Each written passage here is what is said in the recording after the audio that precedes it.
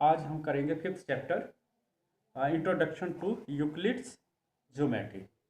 तो इसको मैं आपको थोड़ा पहले सिंपल तरीके से समझाता हूँ कि देखो, पहला है हमारा, जैसे एक अगर पॉइंट पॉइंट क्या होता है, इसको हम पॉइंट बोलते हैं जिसकी कोई डायमेंशन ना हो, कोई आकार ना हो, उसको हम बोलते हैं पॉइंट या केंद्र, पॉइंट बोलेंगे। उसके बाद अ, इस पॉइंट से हम कितनी लाइनें खींच सकते हैं, कितनी लाइनें पास हो सकती है। देखो वो सारी लाइन है, ये वो सारी मतलब कई लाइनें जो है एक पॉइंट से पास होती हैं। दो पॉइंट से कितनी लाइनें पास हो सकती हैं, दो पॉइंट से देखो एक ही लाइन बन सकती है, यही लाइन। तो दो पॉइंट से जो है वो एक ही लाइन पास हो सकती है। इसी तरह से और भी बीच में कई क्वेश्चन आएंगे जो उनको हम हल करेंगे। तो सबसे पहला है हमारा first question, which of the following statement are true and which are false, give reason for your answer. हमारे पास ये लिखा है कि पहला, only one line can pass through a single point, single point में एक ही लाइन पास हो सकती है। तो देखो इसमें क्या है, एक लाइन नहीं, इसमें कई लाइनें जो है वो पास हो सकती हैं। हम क्या करेंगे, तो देखो ये पहला जो है वो क्या है हमारा, फॉल्स है, क्योंकि फॉल्स है, क्योंकि एक पॉइंट से जो है वो बहुत सारी लाइनें पास हो सकती हैं। और इसमें पहले मैं एक आपको बात बताना भूल गया, लाइन क्या होती है, लाइन होती है जिसका कोई एंड ना हो। ये लाइन इस साइड को बढ़ रही है, इस साइड को, इसको लाइन बोलते हैं। और ये जो होते हैं लाइन सेगमेंट होते हैं। ये लाइन सेगमेंट क्या है, line segment is the part of the line, ये लाइन का पार्ट है, हिस्सा है। तो ये है। सेकंड में लिखा देयर आर, एंड इसमें यही लिखना है आपने कि ये फॉल्स है, और इसमें ऐसे बना सकते हैं आप, इसमें लिखना है कि it by not line can pass through it. आगे नेक्स्ट है, there are an indefinite numbers of line which pass through two distinct point. तो ये भी फॉल्स है, दो डिस्टिंक्ट पॉइंट से वो कितनी लाइनें बन सकती है, देखो ये है, तो एक ही लाइन जो है वो पास हो सकती है। तो सेकंड में क्या होगा हमारा, इसका सेकंड भी वो भी फॉल्स है। इसी तरह से थर्ड है, इस terminated line can be produce in indefinitely on both side. इसमें क्या टर्मिनेटिंग लाइन, ये लाइन है, इसको हम दोनों साइड जो है बढ़ा सकते हैं, ये इसको भी इस side। तो ये क्या है हमारा, ये ट्रू है, तो ये ट्रू होगा। इसी तरह से if two circles are equal then their radii are equal. अब देखो दो सर्कल इक्वल है, दो सर्कल जो है इक्वल है, इक्वल तभी होंगे जब इनका जो है अंदर का एरिया जो है दोनों का बराबर हो। एरिया तभी बराबर होगा अगर इन दोनों का क्या है, रेडियस जो है वो दोनों का बराबर है। तो ये भी क्या है, ट्रू है। तो अगला है A B equal to P Q equal to X Y, then A B equal to X Y. तो ये भी ट्रू है, तो इसको भी हम सही लिखेंगे। इसी तरह से हमारा नेक्स्ट है, उसमें डेफिनेशन है, डेफिनेशन आप खुद भी लिख सकते हैं। पैरेलल लाइंस, पैरेलल लाइंस क्या होती है, चलो मैं ऐसे बोल देता हूँ, आप खुद लिख लेना। पैरेलल लाइंस क्या होती है, दो लाइन है जिनके बीच में डिस्टेंस जो है वो दोनों एंड से जो है वो इक्वल है। जैसे ये हमारी पैरेलल लाइन है, पैरेलल लाइन देखो, ये पैरेलल लाइन दो है, ये लाइनें हैं, तो ये दोनों लाइनों की क्या है, डिस्टेंस क्या होगी, इक्वल होगी। ये लाइनें तभी पैरेलल होंगी, अभी ये लाइन नहीं बनी है, लाइन सेगमेंट है। देखो ये पैरेलल कब होंगे, जब दोनों पॉइंट से जो है डिस्टेंस जो है वो इनके इक्वल होगी। तो क्या लिखना है, parallel lines are both line which have equal distance in both end, दोनों एंड में जो है वो इक्वल डिस्टेंस होगी। इसी तरह से सेकंड आता है हमारा परपेंडिकुलर लाइन। परपेंडिकुलर लाइन कौन सी होती है, ये लाइन और ये। तो ये परपेंडिकुलर लाइन जो होती है वो आपने लिखना है, the line which made a 90 degree angles on another line. ये कोई लाइन है जो दूसरी लाइन के ऊपर 90 डिग्री का कोण बनाए, उसको बोलते हैं हम परपेंडिकुलर लाइंस। तो लाइन सेगमेंट, लाइन सेगमेंट क्या होता है, ये देखो ये लाइन है हमारी, ये इसको लाइन बोलेंगे। लाइन सेगमेंट जो होते हैं जिसमें एरो ना लगा हो, ये है लाइन सेगमेंट। लाइन सेगमेंट की डेफिनेशन क्या लिखेंगे, line segment is a part of the line, line segment is a part of line. तो इसकी ये डेफिनेशन लिखेंगे। नेक्स्ट है हमारा radius of circle. Radius of circle क्या होता है? देखो रेडियस ऑफ सर्कल, तो ये हमारा ये सर्कल है, ये रेडियस ऑफ सर्कल। तो रेडियस ऑफ सर्कल क्या, कैसे इसकी डेफिनेशन कैसे लिखे? The distance between centre and circle is called radius, ऐसे भी लिख सकते हैं। The distance between centre point and circle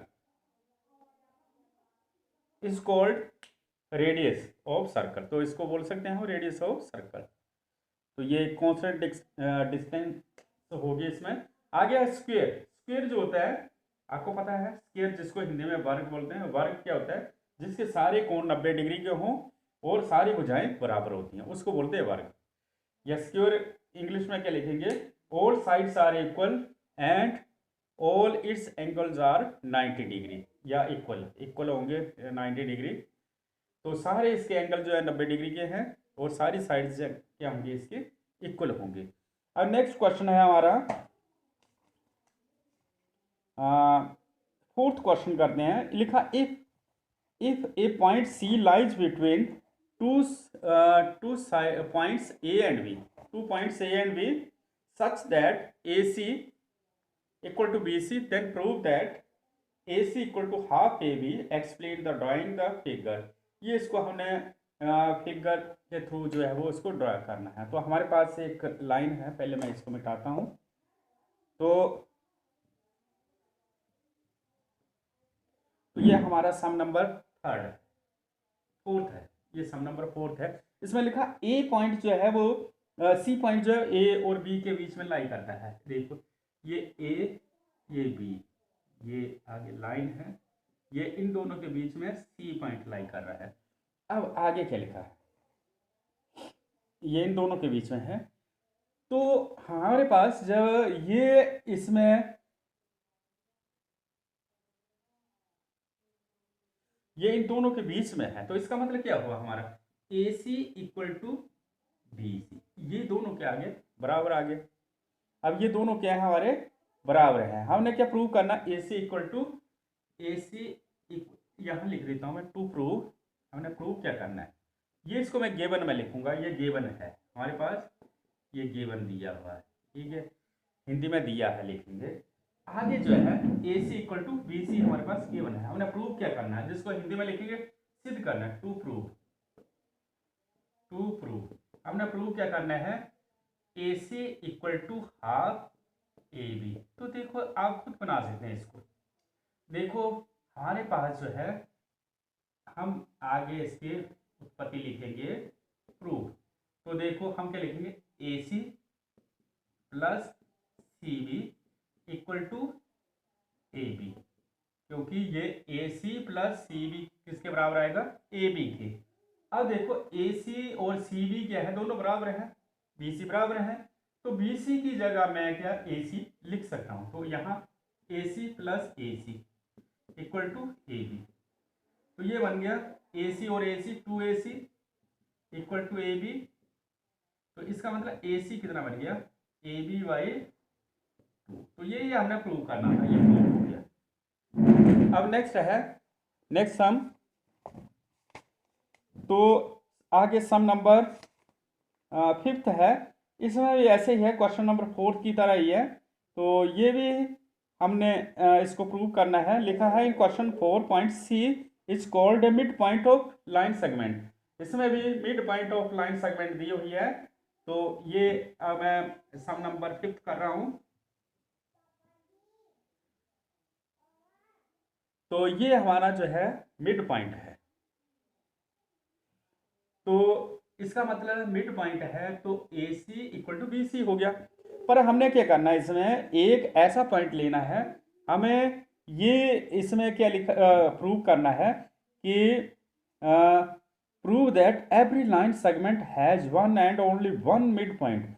उसमें एक ही मिड पॉइंट होता है। तो हमने एक कंस्ट्रक्शन कर लेते हैं कि हमारे पास जो है एक मिड पॉइंट है P, क्योंकि हम ऐसा मान लेते हैं कि let P is the midpoint of a B. ये पी जो है वो मिड पॉइंट दिया हुआ है। हम क्या करेंगे, अगर ऐसा है तो हम क्या लिखेंगे, A P equal to P B, यही बनेगा हमारा A P equal to P B. पर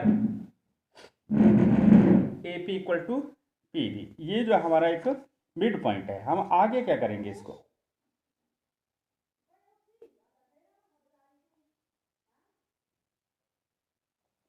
आगे हम ऐसा करेंगे, इसको मैं नंबर 1 लिख देता हूँ, इसको नंबर 2। अब मैं क्या करूँ, नंबर 1 में से नंबर 2 माइनस कर दूँ, तो ये बन गया A C minus A P equal to B C minus P B. अब देखो ए सी माइनस ए पी, ए सी में ए पी माइनस कर दिया तो क्या बच गया हमारे पास, पी सी इक्वल टू, अब BC में से BP माइनस किया BP, तो ये बच गया माइनस, इसमें भी PC बच गया। अब PC में यदि लाऊं तो PC प्लस PC हो गया इक्वल टू 0। इसका मतलब 2PC इक्वल टू 0। तो इसका मतलब PC इक्वल टू 0 बन गया, 0/2, तो ये बन गया हमारा 0। तो इसका मतलब क्या है, इसका मतलब ये होगा कि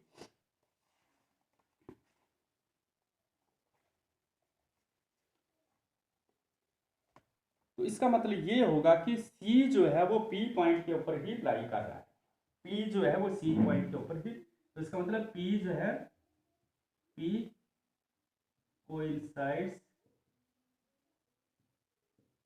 और C के ऊपर ही है।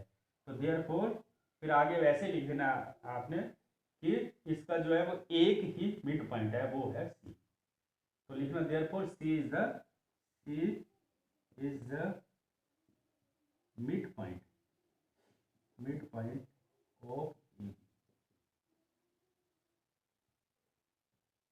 has only one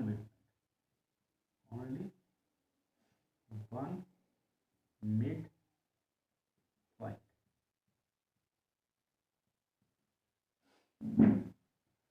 तो इसी तरह से हमारा नेक्स्ट सम है, हम नेक्स्ट करेंगे 6 सम। तो इसमें भी ऐसा ही लिखा हुआ है। तो ये सम भी बिल्कुल आसान है, जल्दी जल्दी से कर देता हूँ क्योंकि वीडियो लंबी हो जाएगी, आप पॉज करके देख लेना।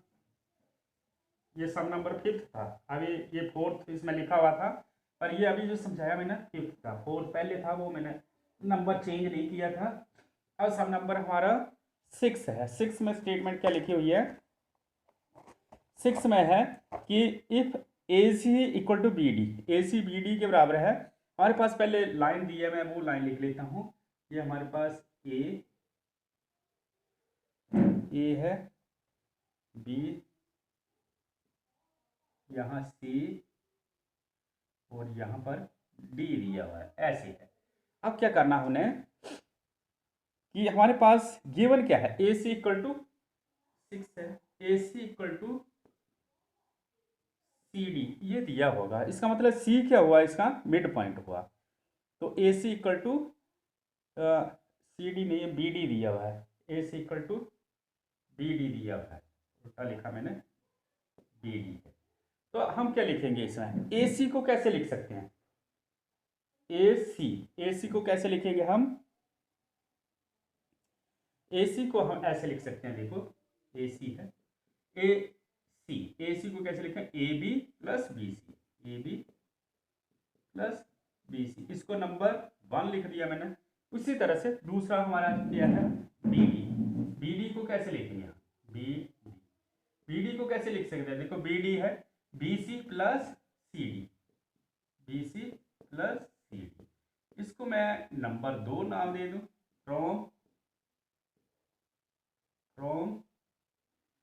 1 एंड 2।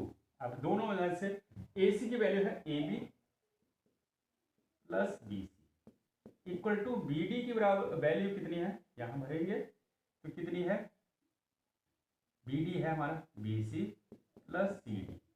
अब देखो बी सी दोनों में है, तो इसको मैं काट सकता हूँ, तो A B equal to C D, ये बन गया हमारा। तो हमने प्रूव क्या करना था, प्रूव हमने यही करना था, A B equal to C.